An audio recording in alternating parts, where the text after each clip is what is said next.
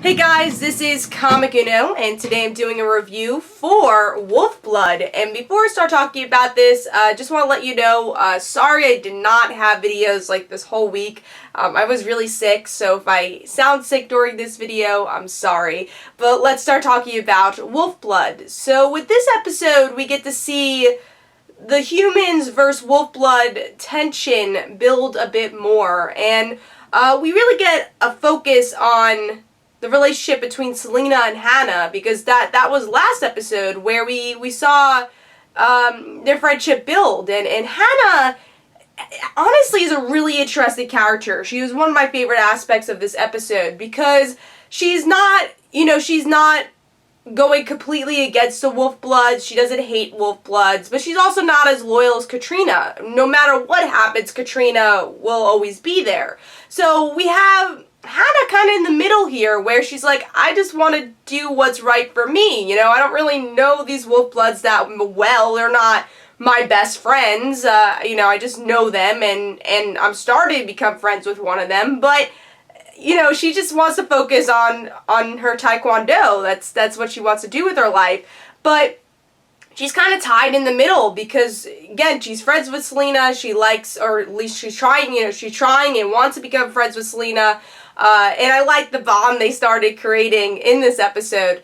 And then her teacher, who was teaching her taekwondo, ends up being this Wolfblood hater. So she's torn in the middle, and it's really interesting to kind of see that. And also kind of the mistrust that the audience might feel at the beginning of the episode. We were like, oh, is she lying? Like, what's going on? I remember I felt the same way with the last episode, is that you didn't know if she was going to be completely honest or not.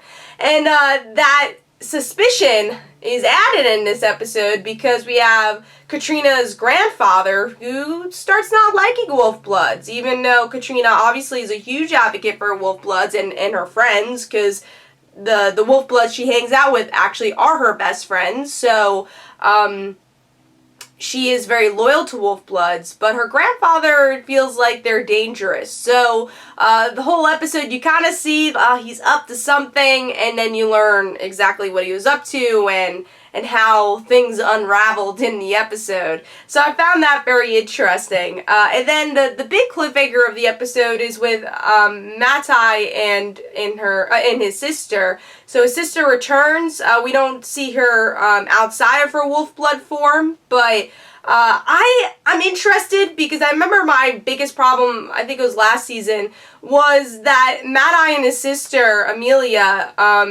always had story arcs together, so it was very hard to see them as individual characters. So it's nice that we've had this breather time where they are individual characters. They went their different paths, so I think their story together is going to be a lot stronger with this next couple of episodes, or just the next episode in general.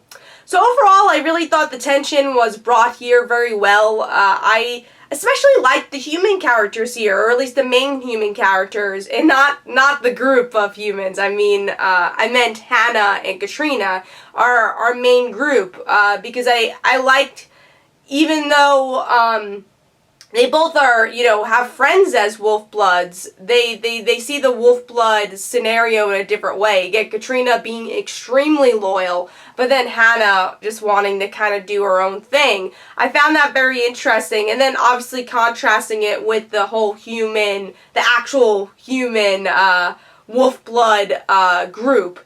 That's gonna get really confusing because of the group is called humans. But yeah, overall this episode was really good. I thought, again, tension was good, but also the character moments were really good here, which I think that's where Wolfblood is at its best, is with its character interaction. But let me know in the comments below, what did you think of the episode? So this is Comic Uno. Don't forget to follow me on Twitter. Don't forget to like my Facebook page. Also, description below, there are links for my comic book, Like Father, Like Daughter. And don't forget to like the Facebook page of Like Father, Like Daughter. And I'll see you guys later. Bye.